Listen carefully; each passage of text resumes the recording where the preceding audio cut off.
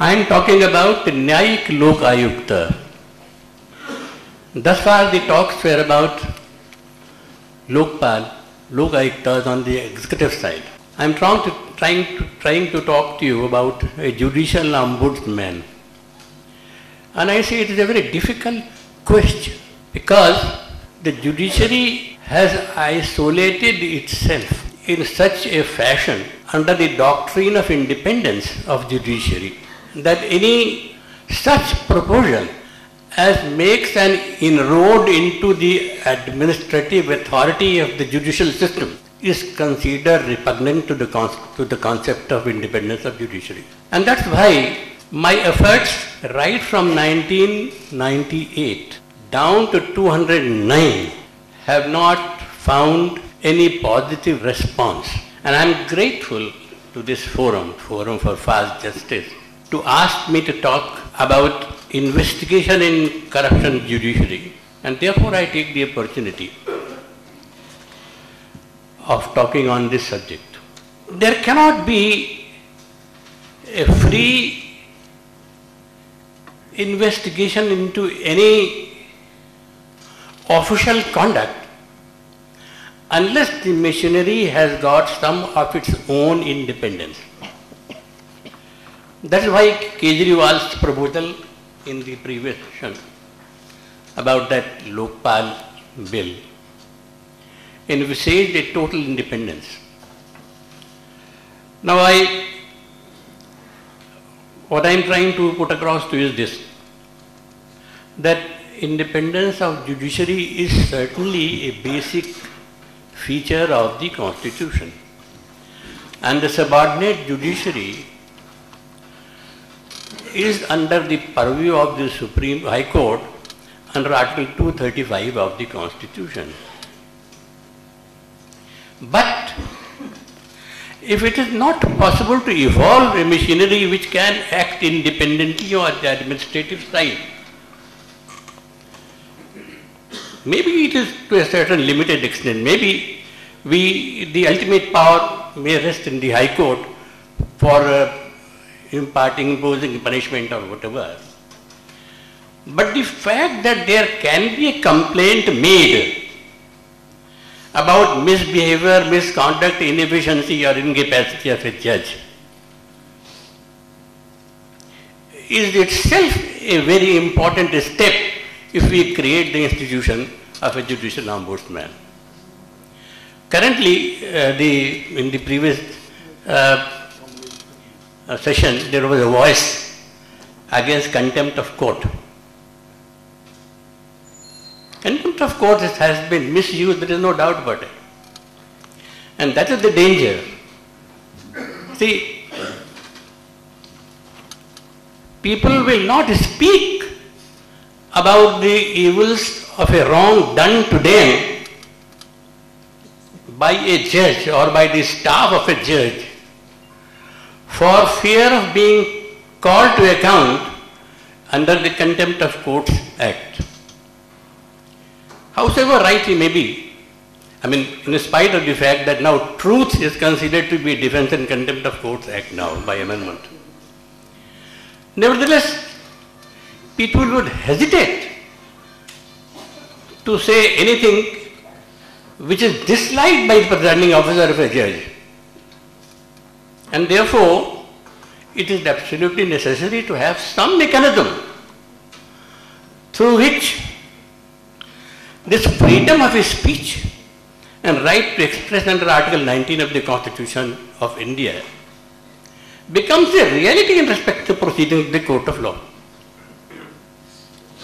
So this, I suppose, should be through the institution of a judicial ombudsman. I may cite here the famous decision of the full bench decision of the Delhi High Court on what independence of judiciary means. Everybody knows about this case, and the question of disclosing assets by the judges of the Supreme Court that came before the full bench of the Delhi High Court. And the Supreme Court itself raised an objection that no, you can't, under the IT Act, you cannot ask for the details of the assets and properties of a High Office Supreme Court judge. That decision was given by a division bench, a full bench of Delhi High Court, and I quote what it is. Quotes in quotes. It was Edmund Burke. This is a decision of 12th of January 2010. 12th of January, last year only.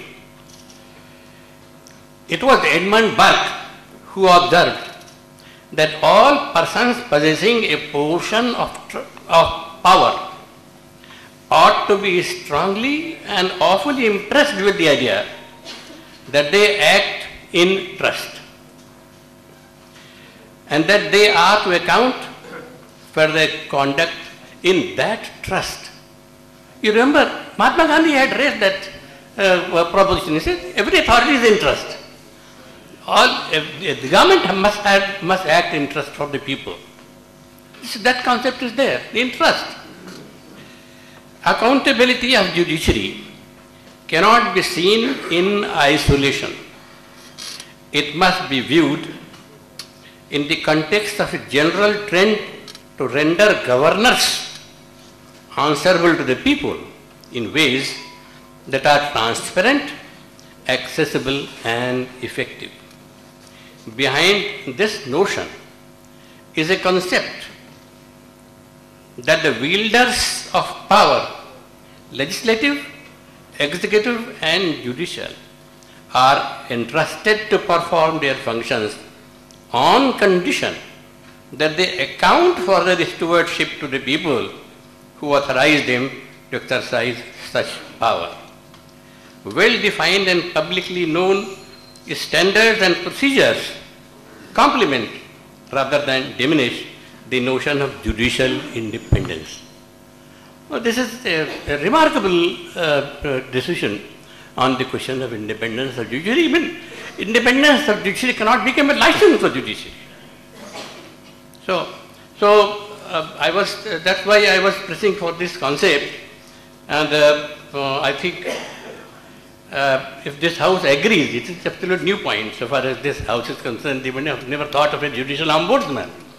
But I'll invite this House and invite the forum to consider this question. As Moeli said, you send some suggestions to us, we will consider. So I'll place the whole thing before you.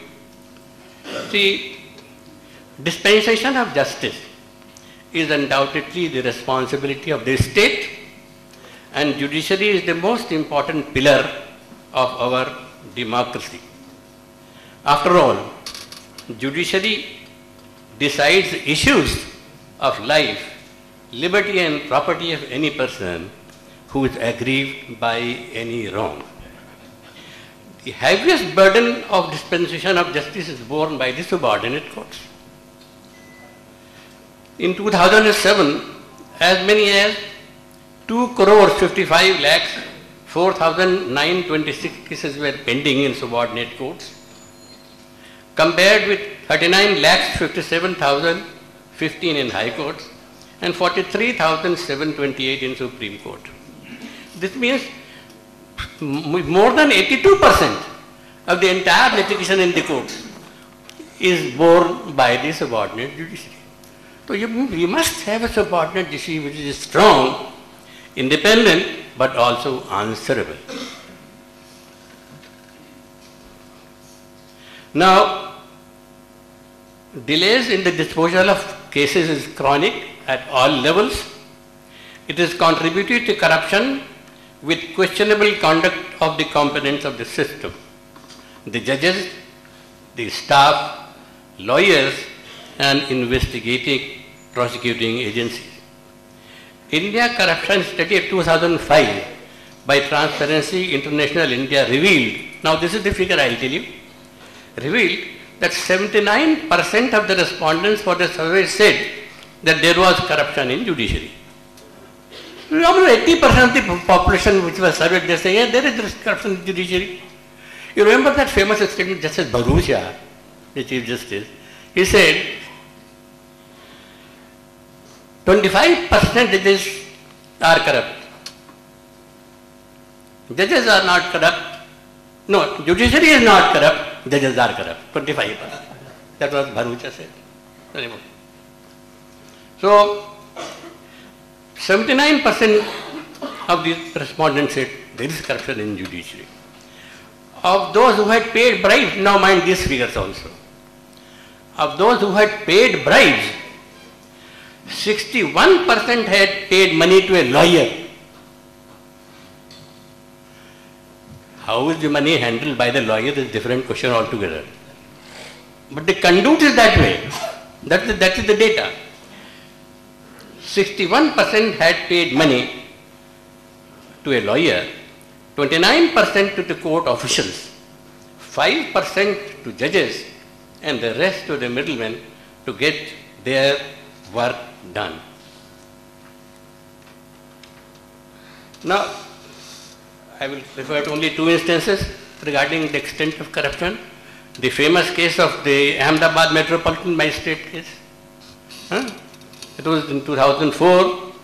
The magistrate had signed and issued blindfolded bailable warrants of arrest in January 2004 against the President of India, APJ Abdul Kalam, Chief Justice of India, V.N. Khare, Judge Supreme Court B.P. Singh, and Mr. R.K. Jain, who was a lawyer in the Supreme Court, allegedly for a bribe of rupees 40,000 collected for